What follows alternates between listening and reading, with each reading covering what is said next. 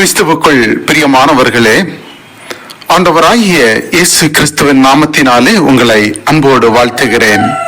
இந்த நாள் உங்களுக்கு மிகுந்த ஆசீர்வாதமான நாளாக அமைவதாக. இந்த நாளிலும் உங்களோடு தியானிப்பதற்காக தெரிந்து கொள்ளப்பட்ட வாக்குத்தத்த வசனம் யோபு 34வது அதிகாரம் 21வது வசனம். அவருடைய கண்கள் மனுஷருடைய வழிகளை நோக்கி இருக்கிறது, அவர்களுடைய நடைகளை எல்லாம் அவர் பார்க்கிறார். கிறிஸ்துவுக்குள் பிரியமானவர்களே, ஆண்டவர் நம்முடைய நடைகளை கவனிக்கிறார். ஆண்டவர் நாம் செய்கின்ற ஒவ்வொரு செயலையும் கவனிக்கிறவராக இருக்கிறார். அவருக்கு மறைவாக நாம் எதையுமே செய்ய முடியாது. நாம் வேதத்திலே வாசிக்கிற பொழுது ஒருவனுடைய வழிகள் கர்த்தருக்கு பிரியமாயிருந்தால் சத்துருக்களும் அவனோடு கூட சமாதானமாகும்படி செய்வார் என்று வாசிக்கிறோம். ஆகவே தான் தாவீது சொல்றாரு, ஆண்டவரே என் கால் செம்மையான இடத்தில் நிற்கிறது என்று. நாமெல்லாம் மனம் போன போக்கில் நமக்கு இஷ்டப்படி வாழவே கூடாது. எதையுமே கர்த்தருக்கு பிரியமில்லாமல் நாம் செய்யக்கூடாது. மனம் போன போக்கில் போய் மனசும் மாமிசமும் விரும்புவதெல்லாம் செஞ்சிட்டு இருக்க கூடாது.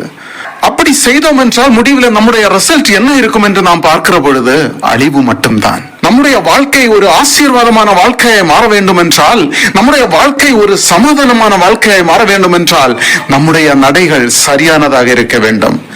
அவர் போதிக்கிற வழியில நடக்க வேண்டும். நல்ல வழிகளிலே நடந்தால்தான் நமக்கு ஆசீர்வாதம் கிடைக்கும். இன்றைக்கு நீங்கள் ஆண்டவரோடு கூட பேசுங்க. ஆண்டவரே, இன்றைக்கு நீங்கள் என்னை கவனித்துக் கொண்டிருக்கீங்க அப்பா. நான் நல்ல வழியில் நடந்து உம்முடைய ஆசீர்வாதங்களை இளைப்பாறுதலை நாங்கள் சுதந்திரித்துக் கொள்ளணும். அவர்கிட்ட கேட்டு ஒரு அர்ப்பணிப்போடு இந்த நாளை தொடங்குங்க. இன்றைக்கு நீங்கள் செய்கிற காரியங்கள் கர்த்தருக்கு பிரியமா இருக்கணும்.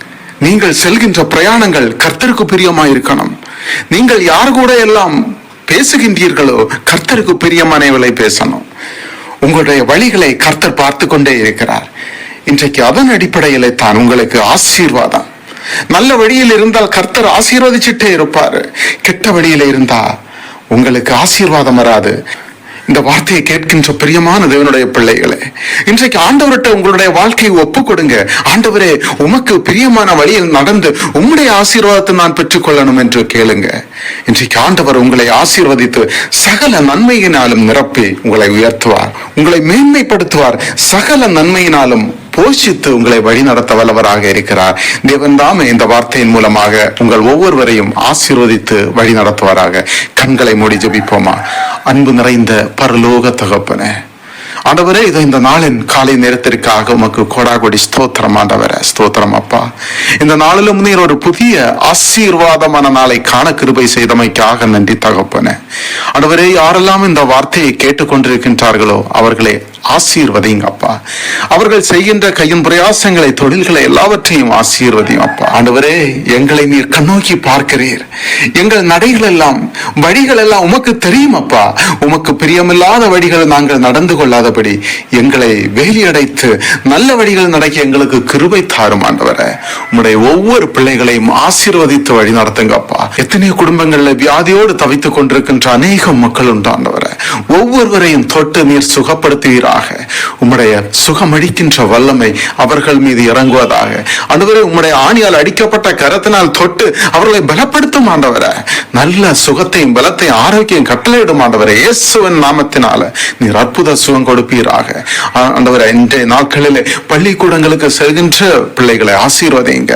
அவருடைய போக்கில் மரத்தில் உம்முடைய பிரசன்னம் கூட இருக்க வேண்டும் என்று ஜெபிக்கிறேன். நல்ல ஞானத்தையும் அறிவையும் கொடுத்தாலும் சுவாமி, வரும் நாட்களிலே உமக்கு பிரியமான பிள்ளைகளாக, உம்முடைய வேதத்தை வசனத்தை தியானிக்கின்ற பிள்ளைகளாக, பெற்றோர்கள் கீழ்ப்படுகின்ற பிள்ளைகளாக வளர நீர் கிருபை தாரும் ஆண்டவரே.